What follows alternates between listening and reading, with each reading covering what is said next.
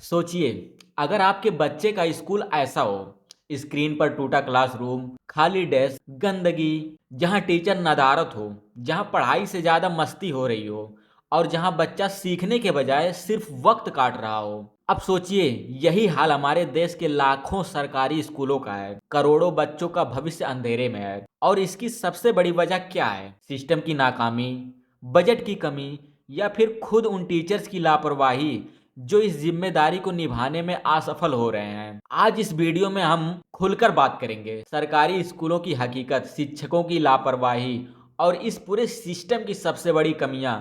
इस वीडियो को पूरा देखिए क्योंकि यह सिर्फ एक स्टोरी नहीं बल्कि एक सच्चाई है जिसे हर किसी को जानना चाहिए। भारत में करीब 15 लाख सरकारी स्कूल हैं, लेकिन इनमें से बहुत सारे स्कूल भारत में 15 लाख सरकारी स्कूल हैं, लेकिन इनमें से बहुत सारे स्कूलों में बुनियादी सुविधाएं भी नहीं है। इंफ्रास्ट्रक्चर की कमी, कहीं छत से पानी टपकता है तो कहीं बैठने की कुर्सी तक नहीं, और बच्चे कहीं धूल में बैठे हुए हैं तो कहीं मिट्टी पर बैठे हुए हैं तो कहीं फर्श पर बैठे हुए हैं तो कहीं चटाई पर बैठे हुए हैं। कैसे होगी इसमें पढ़ाई? शिक्षकों की भारी कमी, कई स्कूलों में सिर्फ एक या दो टीचर पूरे स्कूल को चला रहा है। कहीं दो टीचर से पूरा स्कूल चल रहा है तो कहीं तीन टीचर से पूरा स्कूल चल रहा है। आप सोचिए, बच्चों के पास लगभग 7 से 8 सब्जेक्ट होते हैं।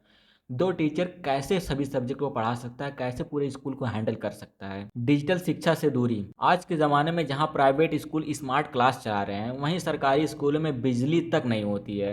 वही पुराने ज़माने की black board, white board, green board, चलो ये भी चलने लायक है। बच्चों को नई चीज़ों के बारे में, नई टेक्नोलॉजी के बारे में एनिमेट के द्वारा पढ़ाया जाना चाहिए। बच्चों को एनिमेट से बच्चों को सिखाया जाना चाहिए, 3D व्यू से बच्चों को सिखाया जाना चाहिए।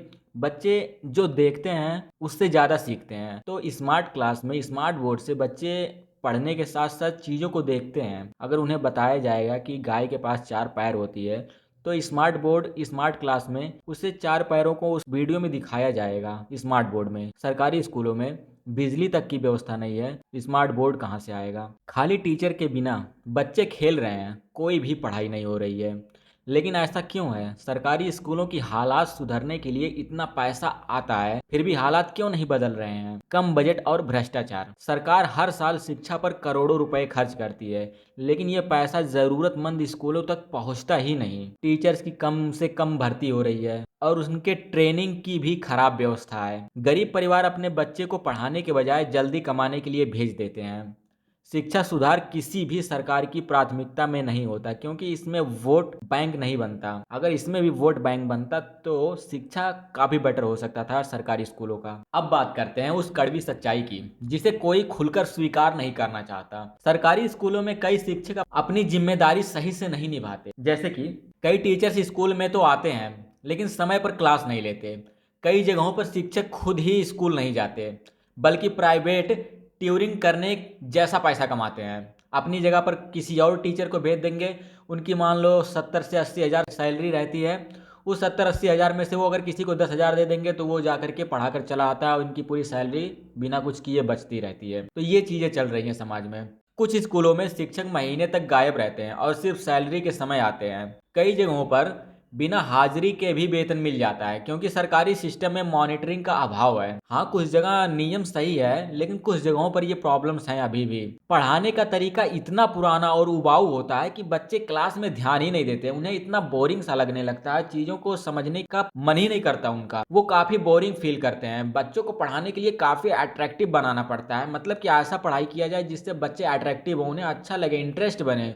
लेकिन ऐसा बोरिंग पढ़ाई किया जा रहा है ना सरकारी स्कूलों में कि बच्चे एकदम बोर हो जा रहे हैं, उबाऊ हो जा रहे हैं। जहां प्राइवेट स्कूलों में स्मार्ट क्लास और डिजिटल लर्निंग हो रही है वहीं सरकारी स्कूलों के कई टीचर्स को कंप्यूटर तक चलाने नहीं आता और बने हुए हैं टीचर। वो क्या बच्चों को शिक्षा देंगे जिन्हें खुद कंप्यूटर चलाने का ढंग नहीं है? और ऐसे 90% हर एक टीचर, हर स्कूल के टीचर्स की वही कहानी है जिनको खुद कंप्यूटर चलाने नहीं आता और वो कर रहे हैं टीचिंग। ऑनलाइन शिक्षा और नई टेक्नोलॉजी से वे खुद ही डरते हैं तो बच्चों को क्या वो नया सिखाएंगे? आजकल के जमाने में हर एक काम ऑनलाइन हो रहा है, हर काम टेक्नोलॉजी से हो रहा है, हर काम सॉफ्टवेयर से हो रहा है, लेकिन वो खुद इन सब चीजों से डरते हैं। खुद उन्हें नहीं पता वो क्या सिखाने जाएंगे किसी को। सरकारी टीचर की नौकरी एक सुरक्षित नौकरी मानी जाती है इसलिए कई लोग इसे सिर्फ सैलरी के लिए लेते हैं, ना कि सच्चे शिक्षक बनने के लिए। ये एक ऐसी नौकरी है जिसमें सबसे ज्यादा आराम होता है। सबसे ज्यादा आराम वाली कोई नौकरी होती तो टीचर की नौकरी होती है। लोग आराम के चक्कर में और एक सुरक्षित नौकरी के चक्कर में, जो कि कभी नहीं जाने वाली नौकरी है, इसलिए लोग टीचर बनने की प्रयास करते हैं और टीचर बनते हैं। ऐसा नहीं सोचते शिक्षक हमारे बच्चों का भविष्य है, ये बात वो लोग नहीं सोच पाते। शिक्षा के नाम पर आने वाले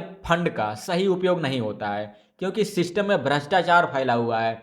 स्कूल के पैसे बनाने के लिए आएंगे तो बीच से ही पैसे गायब हो जाते हैं, थोड़ा उधर चला जाता है, थोड़ा इधर मिल बांट के खा लेते हैं। स्कूल में नल लगवाना होगा, स्कूल में टोटी लगवाना होगा, स्कूल में बोर्ड लगवाना होगा, या फिर स्कूल की रिपेयरिंग करवानी होगी, या फिर स्कूल में कुछ नया करना होगा, या स्कूल में पेंटिंग करवाना होगा, या बच्चों के लिए कुछ नई चीजें आई होंगी। ये सब चीजों का जो फंड आता है वो बीच से ही लोग मिलके इधर उधर से खा लेते हैं, स्कूल तक पहुंचता ही नहीं है। सरकारी स्कूलों के लिए सरकार करना तो बहुत कुछ चाहती है, करने का प्रयास भी बहुत कुछ करती है, करती भी है, लेकिन बीच में ना जो बैठे हुए लोग हैं वो फंड का उपयोग नहीं करने देते हैं, क्योंकि पूरी सिस्टम में भ्रष्टाचार फैला हुआ है। अगर हम चाहते हैं कि सरकारी स्कूलों की हालात सुधरे तो हमें शिक्षकों की जवाबदेही तय करनी होगी, हमें जवाब देना ही पड़ेगा। इसके लिए हम जवाब कैसे दे सकते हैं? टीचर्स की उपस्थिति और फॉर्मेसेस को ट्रैक करने के लिए एक डिजिटल सिस्टम बनाना चाहिए, जिससे टीचर स्कूल में कब आ रहा है, कब जा रहा है, या फिर स्कूल में है कि नहीं है, ये सब चीज़ें फॉर्मेसेस को ट्रैक करके हो सकता है। क्योंकि टेक्नोलॉजी इतनी आगे बढ़ चुकी है ना, प्राइवेट कंपनियों में ये सब व्यवस्थाएं हैं, प्राइवेट स्कूलों में भी है, तो सरकारी स्कूल में भी ये करना चाहिए। स्कूलों में अचानक निरीक्षण के लिए जाएं ताकि कोई भी टीचर गैर जिम्मेदार ना बन सके।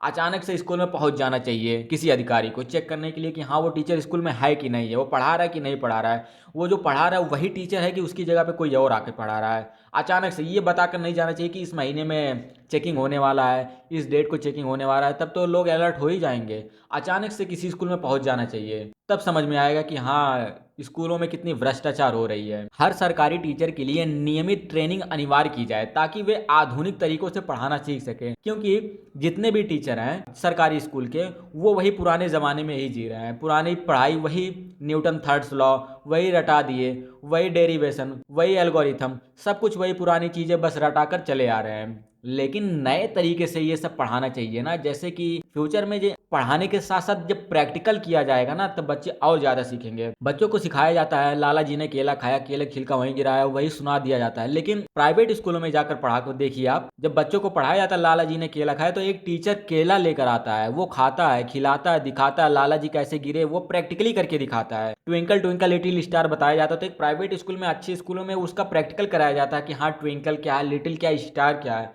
लेकिन एक सरकारी स्कूल में ऐसा फॉर्मेलिटी किया जाता है कि लाला जी ने केला खाया बता के चले गए, अब लाला जी कौन पता नहीं, बच्चे नहीं समझ पाए। तो इस पर तो एक्शन होना ही चाहिए ना। सरकारी स्कूलों में बताया जाता है पोटास एलएम, ये है पोटास एलएम का formula K2SO4 into Al2SO4 call into 24H2, ऐसे बोल दिया जाता है। लेकिन बच्चे तो रट लिए, लेकिन वो फिटकरी बन के कैसे तैयार हुआ तो फार्मूला तो बता दिया, लेकिन वो प्रैक्टिकली करके दिखाओ ना, फार्मूला यूज करने के बाद फिटकरी बन के तैयार कैसे हो रहा है। चीजें तो ये मायने रखती है ना, जो कि हमारे सरकारी स्कूलों में इसकी कोई व्यवस्था ही नहीं की जा रही है। स्कूल में चले जाओ तो वही 1947 वाला टेस्ट ट्यूब पड़ा हुआ है, बीकर पड़ा हुआ है, तो बच्चे क्या सीखेंगे। कुछ नई टेक्नोलॉजी को लाना चाहिए, नया नया ऐड करना चाहिए ना। और जो शिक्षक अपनी ड्यूटी सही से नहीं निभाते उन पर कार्रवाई होनी चाहिए। फर्जी हाजिरी और भ्रष्टाचार को खत्म करने के लिए स्कूल प्रशासन को मजबूत किया जाना चाहिए। पेरेंट्स को समझाया जाए कि वे स्कूल जाकर देखें कि उनके बच्चे को सही पढ़ाई मिल रही है या नहीं मिल रही है। स्कूल में देखें या फिर घर पर भी अपने बच्चे को चेक करें कि हाँ बच्चा कुछ आ रहा है बच्चे को कि नहीं, कि वो कुछ सीख रहा है कि नहीं सीख रहा है, उसके ऊपर एक्शन करना चाहिए। समाज के लोग भी स्कूलों की स्थिति पर नजर रखें और सरकार से सुधार की मांग करें। अगर हम चाहते हैं कि भारत का भविष्य उज्जवल हो तो हमें अपने सरकारी स्कूलों को सुधारना ही होगा। शिक्षक सबसे अहम कड़ी है, अगर वो अपनी जिम्मेदारी सही से निभाए तो सरकारी स्कूल भी प्राइवेट स्कूलों से बेटर हो सकते हैं। सरकारी स्कूलों की हालात बदल सकती है, बच्चों का भविष्य सुधर सकता है, लेकिन सवाल ये है क्या हम सिर्फ शिकायत करते रहेंगे या फिर बदलाव का हिस्सा बनेंगे। अगर आप चाहते हैं कि हमारे देश के हर बच्चे को अच्छी शिक्षा मिले तो ये सिर्फ सरकार की जिम्मेदारी नहीं, हमारी भी जिम्मेदारी है। इस वीडियो को ज़्यादा से ज़्यादा शेयर करें ताकि ये आवाज़ उन लोगों तक पहुँचे जो बदलाव ला सकते हैं। कमेंट में बताइए कि आपके इलाके के सरकारी स्कूल की क्या हालत है, क्या वहाँ सही से पढ़ाई हो रही है। और हाँ, इस चैनल को सब्सक्राइब करना ना भूलें, क्योंकि हम आगे भी ऐसी सच्चाइयों को उजागर करते रहेंगे। अब वक्त आ गया सिर्फ देखने और सुनने का नहीं, बल्कि आवाज उठाने का।